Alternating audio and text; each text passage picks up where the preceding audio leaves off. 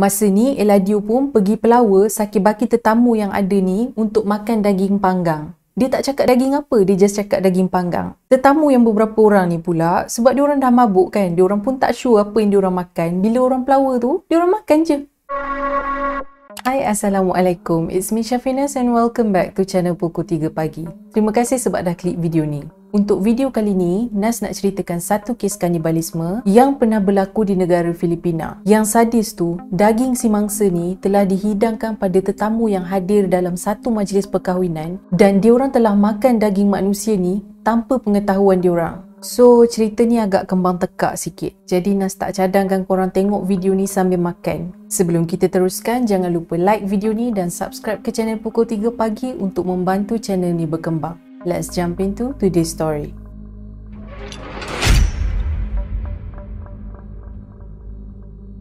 Kejadian ni berlaku di satu pekan kecil yang bernama Nara yang terletak di negara Filipina. Pekan ni terkenal sebagai tempat pelancongan di kalangan rakyat Filipina, memandangkan lokasinya yang terletak di Kepulauan Palawan yang menjadikan tempat ni memang cantik. Tapi lepas berita tentang kejadian ngeri ni tersebar di media, ramai orang jadi takut nak pergi bercuti di pekan Nara ni. Cerita ni bermula dalam majlis perkahwinan anak perempuan pada seorang lelaki yang bernama Eladio Baulo. Eladio melangsungkan majlis perkahwinan anak perempuan dia pada 16 Julai 2004. Dalam majlis tu, macam majlis perkahwinan yang kebiasaannya lah. Diorang ada buat makan-makan, tari-menari dan tetamu kat majlis ni juga dihidangkan dengan minuman keras. Kalau dah ada alkohol tu, makin berjalan majlis tu, makin ramailah yang mabuk. Mula-mula okey je, semua orang happy-happy je dekat majlis tu. At one point dalam majlis tu, pakcik kepada pengantin perempuan ni, iaitu Benji Ganai, dia ajaklah pengantin perempuan ni untuk menari. Masa tengah menari ni, Benji ni dia kan dah minum banyak. Kalau nak berdiri pun tak tegak, nak menari lagi lah tak balance. So masa tu dia tak sengaja tersentuh pengantin perempuan ni dekat bahagian punggung. Memang dia betul-betul tak sengaja. Bila bapak pada pengantin, si Eladio ni nampak kejadian tu, dia jadi marah dengan perbuatan Benji. Tapi Eladio ni walaupun dia marah, dia tak cakap apa-apa lagi kat Benji.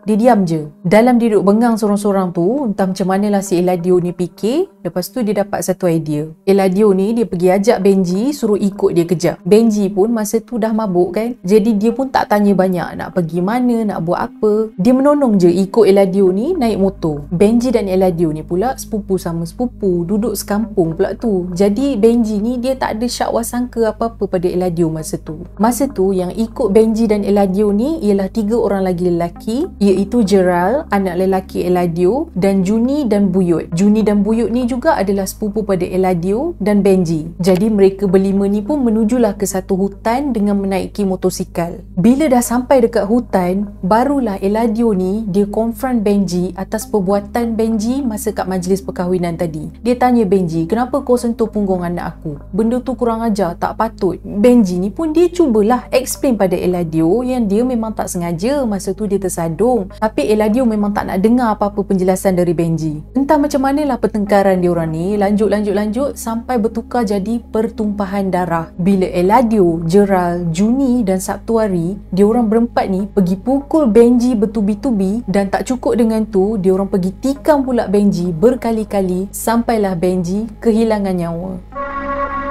Bila Benji ni dah putus nyawa, Eladio ni masih lagi tak puas hati. Dia tak stop dekat situ je guys. Jadi apa Eladio buat? Dia pergi suruh Gerald, Sabtuari dengan Juni ni pergi kutip pelepah pokok kelapa, lepas tu kumpul kat satu tempat. Bila diorang dah siap kumpul pelepah ni, diorang buat unggun api. Dengan unggun api ni lah, diorang panggang mayat Benji. Mula-mula Juni ingat Eladio ni just nak bakar mayat Benji sampai rentung, lepas tu biar macam tu je. Rupa-rupanya tak. Eladio ni dia pergi lapah sebahagian dari daging kat badan Benji yang dah masak. Lepas dia lapah tu, Eladio sempat menjamah sikit daging Benji. Eladio ni dia pergi potong lagi daging tu pada potongan yang kecil-kecil dan dia suruh semua orang yang ada kat situ makan seorang sikit. Dalam 4 orang tu, Juni ni dia dah mula rasa takut tau. Jadi bila dia disuruh makan daging Benji tu, dia sempat muntahkan balik. Tapi bila Eladio tengok dia muntahkan balik daging tu, Eladio jadi marah. Dia ambil lagi daging tu dan dia suruh Juni makan balik. Dan kali ni dia letakkan pisau dekat leher Juni dan dia paksa Juni kunyah dan telan daging tu sampai habis. Kalau Juni tak buat apa yang dia suruh, Juni akan terima nasib yang sama macam Benji.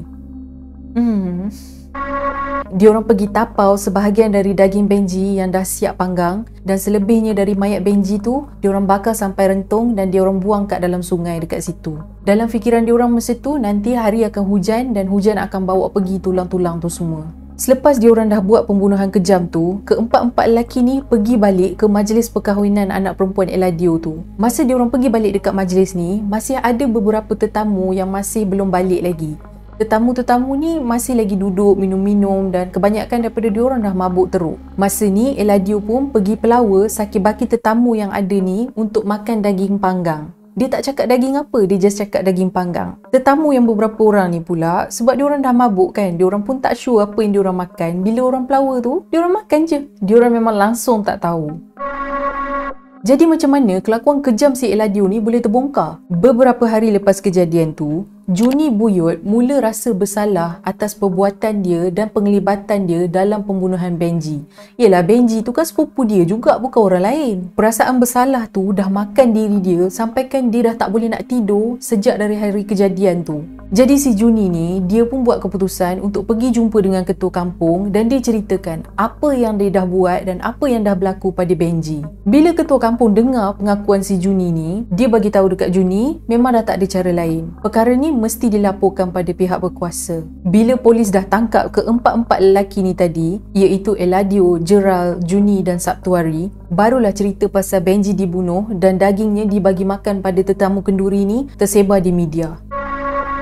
Bila kes kanibalism ni disebarkan oleh media, kejadian ni memberikan impak negatif pada penduduk kawasan tu yang kebanyakannya bergantung pendapatan pada industri pelancongan. Orang jadi takut nak pergi bercuti dekat situ sebab ramai orang yang beranggapan dekat situ masih ada lagi puak kanibal. Sedangkan kes bunuh dan makan orang di Pekan Nara ni boleh dikatakan satu kes yang terpencil. Bukannya penduduk kat situ jenis sedia-sedia duk masak rendang manusia, sate manusia, tak. Jadi agensi pelancongan kerajaan Filipina berusaha bersungguh-sungguh untuk tutup cerita kanibalism yang berlaku di Pekan Nara ni dalam usaha mereka untuk nak pulihkan balik ekonomi penduduk setempat. Yelah, kesian dekat diorang. Pasal Eladio seorang ni, satu pekan hilang punca pendapatan. Usaha mereka ni memang berjaya sebab hasilnya sekarang ni orang pun dah tak berapa tahu sangat pasal kes ni dan orang pun dah tak takut nak pergi melancong dekat situ. In fact, Kepulauan Palawan sekarang ni bukan je jadi tumpuan rakyat Filipina, tapi ia juga menerima pelancong dari seluruh dunia. Bagi Eladio pula, dia sekarang masih lagi di penjara, tapi bila ditanyakan apa yang jadi masa hari tu, selalunya dia akan cakap yang dia tak ingat sebab masa tu dia mabuk. Itu je jawapan yang dia selalu bagi.